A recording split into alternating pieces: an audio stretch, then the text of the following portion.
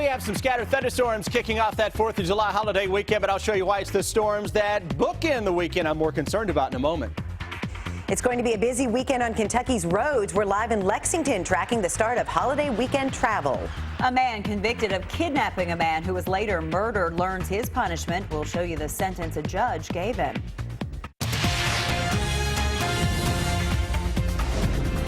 This is WKYT News at 4.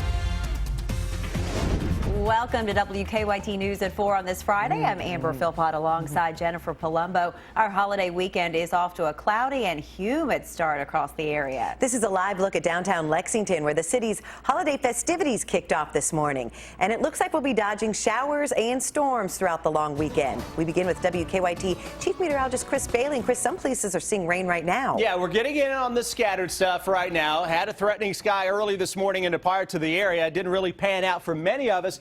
But right on cue, look at the thunderstorms that are going up this afternoon. Defender Radar Network indeed picking up on scattered showers and some thunderstorms. Strongest little cell right on top of Mount Olivet here in Robertson County. That'll head in toward the Flemingsburg area shortly. Lexington Metro mainly on the south side of the metro from Nicholasville over toward Mercer County, seeing some showers and thunderstorms. Campbellsville, a little action gearing up just to your northwest between E-Town and Campbellsville, rolling toward the southeast.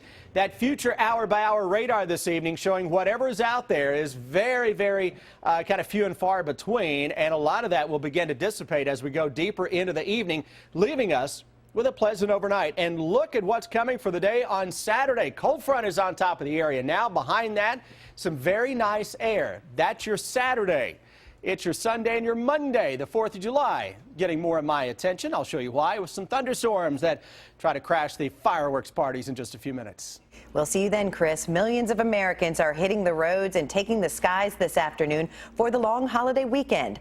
A look at our live drive traffic maps shows how busy the roads are getting. Slowdowns and backups are turning the roads yellow and red. WKYT's Mike Linden is live near Interstate 75 and Man of War. He has our top story at 4. Hi, Mike.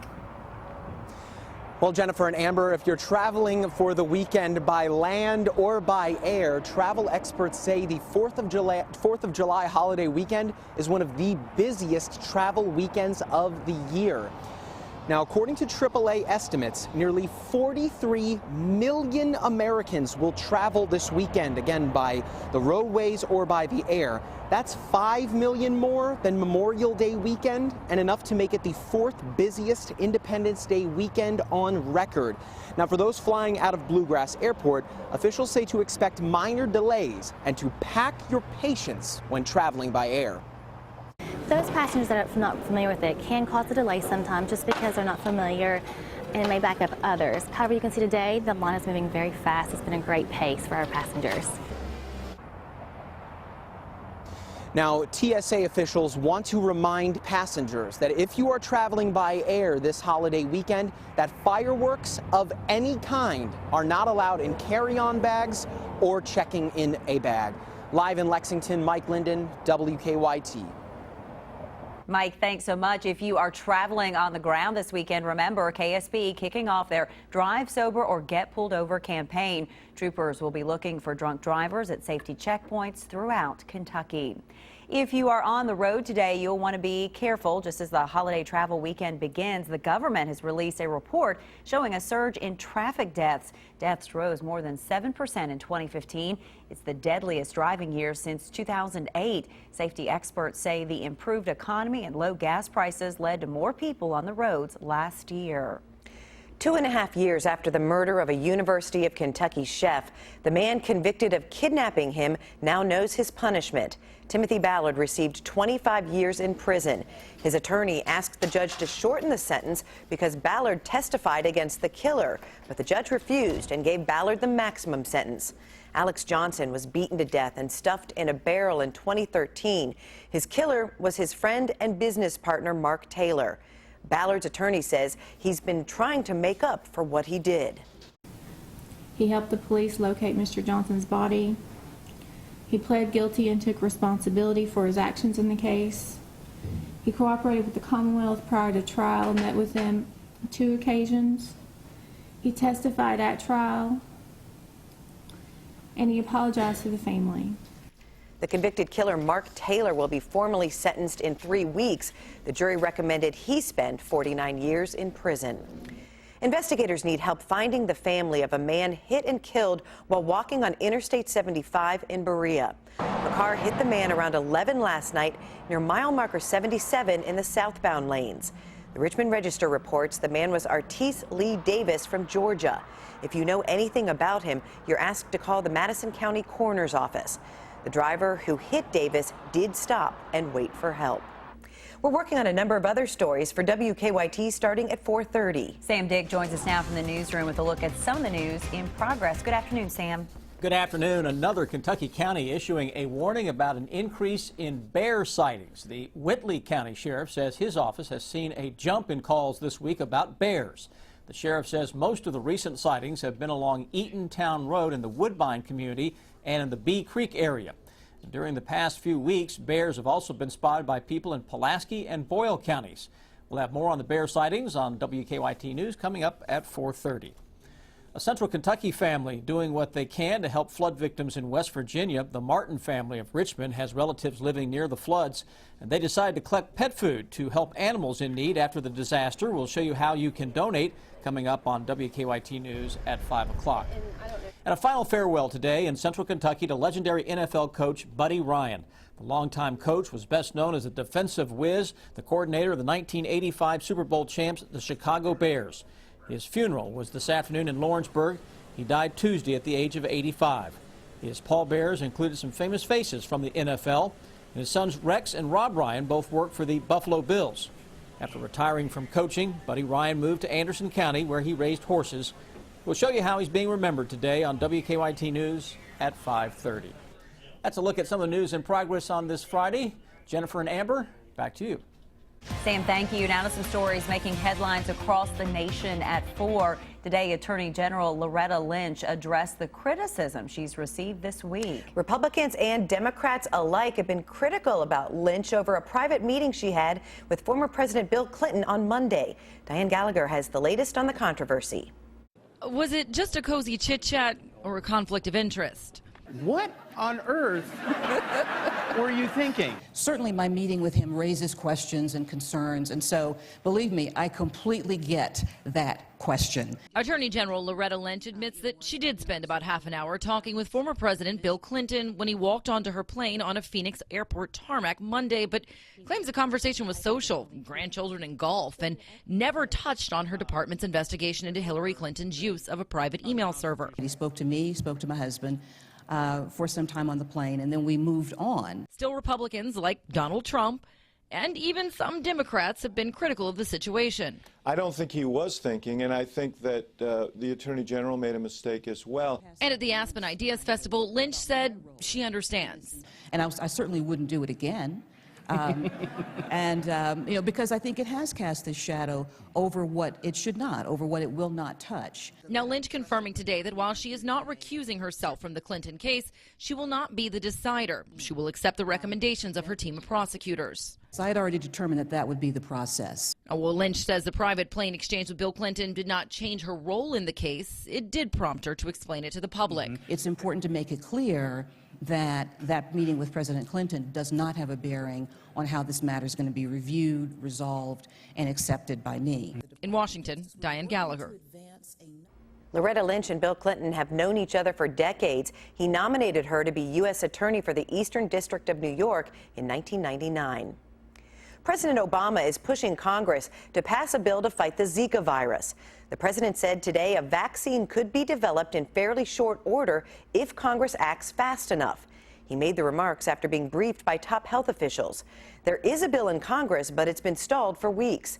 The president says lawmakers should not take their summer recess before passing it.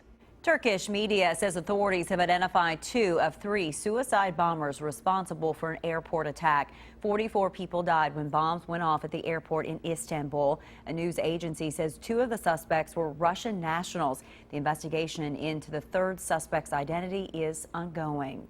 Bad news for avocado lovers. There could be a shortage of the superfruit. We'll explain next for you in WKYT Money Watch. And Amazon is offering a day of deals to Prime members. Next on WKYT News at 4, we'll tell you about the online retailer's second Prime Day. Keep up with the latest news on WKYT.com. Join the conversation on Twitter and become a part of the WKYT Facebook family.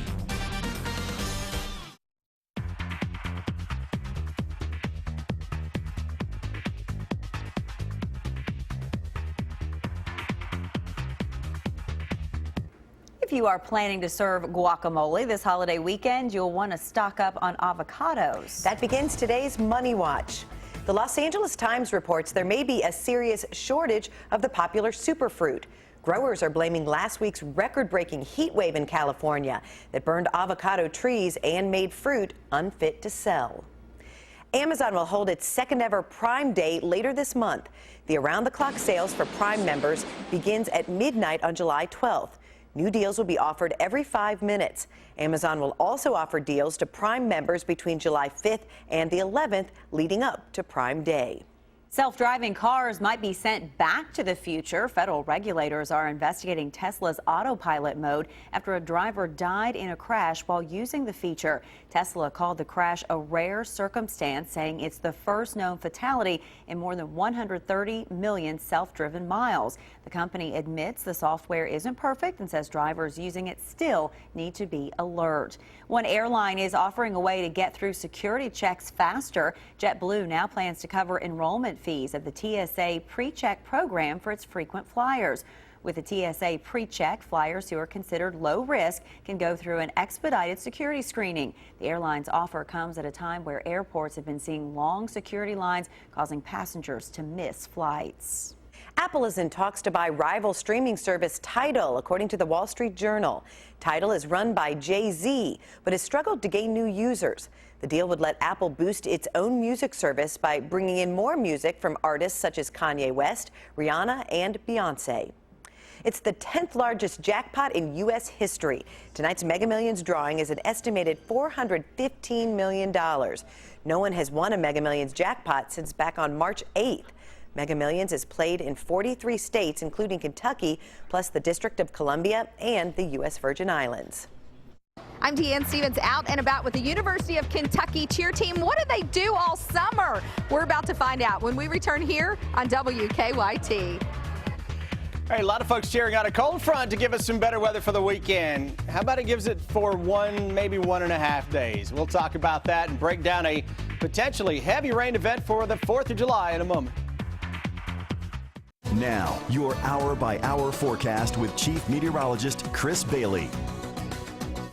Well, we've made it to Friday. Now we're kicking off the long holiday weekend, 4th of July, just a few days away. Gorgeous weather across central and eastern Kentucky for many of us. For a few others, a little scattered thunderstorm action. Those 9 live sky cams, though, are dry. And look at the traffic impact showing up on that cam out of northern Kentucky on I-75. Already seeing a backup as it's getaway day out there. Low 80s into most areas, though, where we have a little more cloud cover into eastern Kentucky. We're struggling to get out of the mid and the upper 70s right now. It's 75 into Moorhead, 75 across Prestonsburg. Some hints of sunshine boosting the late day thermometer toward the low 80s into parts of central Kentucky. Cold front is right on top of the region. That is touching off at least some scattered showers and some thunderstorms. Take you into a place that I imagine is hopping right now and is only going to get a little more busy this weekend. Lake Cumberland got a couple of drops around. Not seeing any lightning near the lake, so that's good news. Though we're going to watch this little shower that is trying to increase into a thunderstorm heading toward Campbellsville. That holds together, may impact parts of the Lake Cumberland area. South of Lexington, Jessamine County, northern Woodford County, northern parts of Madison County, a couple of raindrops showing up there, and also up toward the AA highway into Maysville. Here's our cold front that has a push of cooler, drier air coming in behind that. This is what is going to show up around here as we go into the day tomorrow. So temperatures tomorrow will likely be a degree or two cooler than today. Many of us hanging out around 80. Not bad at all with a mix of sun and clouds. There's a chance for a little isolated shower or thunderstorm at some point tomorrow, though that 3-day forecast has a mainly dry day and nice temperatures coming your way on Saturday. Sunday, later we get into the day, the better the chance for thunderstorms to increase. And by night on Sunday, we're likely to see some heavy rains. 4th of July, rounds of thunderstorms. Some of those can be strong, and heavy rainfall is a good bet during that time. Let's break it down in a little greater detail for you. Here is your Sunday forecast. Best chance for widespread rain and thunderstorms during the daylight hours Sunday would be to our west, trying to creep on into the east. So many of us with some scattered stuff. So on Sunday, you can still get some dry hours. We may see a hefty temperature gradient setting up from north to south. Then we go into Sunday night. All of a sudden now, a little more widespread shower and thunderstorm action begins to kick in. Hangs around to the 4th of July as well. And this does not mean that every parade and every fireworks display is going to be washed out. It does not mean that, because you're going to have these coming in waves. So if we are lucky, we can get the timing to work out perfectly for any one location to get in on some dry weather for a parade or maybe some fireworks. You just got to kind of keep everything in good shape there. Fingers crossed on that. Low 80s as we go through the next few days. Quick look at traffic showing nothing across the Lexington area. Interstates obviously are going to be a little busy right now. And as we look across the downtown area, no backups due to delays or collisions, he says. Thankfully, guys, Don will be back next week. Traffic off to a good start. Thank you, Chris. It's a summer vacation for students, but there is little rest for the University of Kentucky's all-time winningest national champion cheerleaders. That's all they do is practice. Deanne Stevens is out and about on the UK campus to show us how the squad spent its summer. Hey, good afternoon, guys. We are here at the Seton Center on the University of Kentucky campus, catching up with our University of Kentucky cheerleading team. Love these guys. Love to see what they're doing. You're probably like, what in the world are they doing practicing? Clearly, they practice all the time. Jomo is with us, head coach. And you said, Deanne, what do you think we're doing? We got to win some more national championships, right? Exactly. This is the start of our new year. Everybody's very excited. They're ready to go, and so we want to take advantage of that excitement and make sure we get some good work in today. 21 national championships isn't enough. No, it's not. We want 22. That's our goal for next year, is to get number 22. That's what it takes, doesn't it? Constant practice. These guys are incredible athletes. I see them all iced up and everything else. This is hard work, Jomo. Talk about that. How many years have you been in cheerleading? This is going on my 20th year in cheerleading, my 18th at the University of Kentucky. I can't believe it's been 18. Wow. 18th year at UK. So, you know, I mean, yeah, it does take a lot. It takes a lot of hard work. It starts with great recruiting. I feel like we have a really strong class of freshmen coming in, and the veterans are all seasoned and ready to return. They're just as hungry as ever, and that's what's important, you know. Last year, yes, we did win a national championship. We even gave them their new rings today. Earlier today, so but now we kind of put that out of our mind and we start focusing on the next ring. You go for the next one. That's right. And I also notice, I follow you guys on all your social media sites, you're introducing the public to the new kittens. I love that. Are these the little ones? Yeah, well, some of them are. Some of them the new kittens. That's what we affectionately tag them as. And after 1 year, then they'll be in a full-grown Wildcat. Wildcat, that's right. All right, coming up at 4:50, more with the kittens and the full-grown Wildcats. The UK University of Kentucky cheerleading team coming up. More with them here from the Seton Center. I'm Deanne Stevens, out and about. Go Cats! Back to you guys. Deanne, thank you. 4th of July fireworks can cause plenty of problems for anxious animals. We'll show you how a drug is helping some dogs cope. As we told you earlier, tonight's Mega Millions jackpot, a whopping $415 million. And tomorrow night's Powerball jackpot is $243 million. It's time for Better Living, health, education, and consumer news that impacts your life. It's the 4th of July weekend, so the fireworks will be booming all around the country. And those loud noises leave many pets trembling with anxiety. Edward Lawrence has details on a new drug that could help dogs. Zoe loves the outdoors, but loud noises, even thunderstorms, and especially fireworks, make her extremely afraid and anxious. Her tail immediately is in between her legs. Her body starts shaking. She starts to pace. Then she pants. Zoe is among 1/3 of pets who suffer with what's called noise aversion. Now, the Food and Drug Administration has approved the first and only drug to help dogs with the problem. A gel that's administered in the mouth. Veterinarian Dr. Gary Yarnell says the drug Celio can provide a calming effect without sedating your pet. It's not a tranquilizer per se. It actually works on the nervous system to inhibit the release of adrenaline or norepinephrine. Fireworks are a big trigger. Shelters say the July 4th holiday is one of their busiest times with so many spooked pets running away. Dogs with severe heart, breathing, liver, or kidney problems should not take the drug. Dr. Yarnell suggests owners try comforting their pets before turning to medication. One thing I would recommend if your dog has serious noise aversion tendencies is probably to stay with the animal. Do not leave them at home alone. Zoe's owner, Arlene Lennick, is glad she has options. She plans to give Zoe the drug before the fireworks start this holiday. Edward Lawrence for CBS News, Rye, New York. Some symptoms of dogs who have noise aversion include panting, trembling, cowering, and running from home. The news is just getting started here on WKYT. Sam Dick and Amber Philpott are next at 4:30.